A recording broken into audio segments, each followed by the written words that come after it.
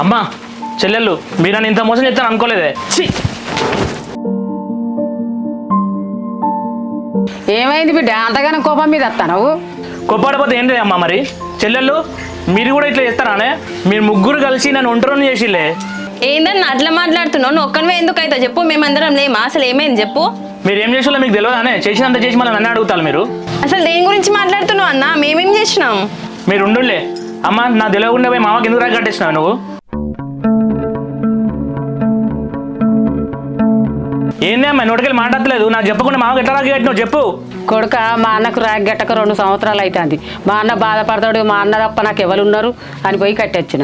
అంటే అమ్మ వాళ్ళు చేసినంత మర్చిపోయిలానే? వాళ్ళు పెద్దోడు మొన్ననే కదా నాతో గొడవ పెట్టుకున్నది. అన్న మీకు పొలాల దగ్గర గొడవ పెట్టుకుని అమ్మని ఎందుకు మధ్యలో అవుతున్నారు? అయినా ఇప్పుడు అమ్మ పోయి మామకి రాఖీ కడితే ఇప్పుడు ఏమైతుంది? చెల్లె నువ్వు మధ్యలో రాగి ఆగు.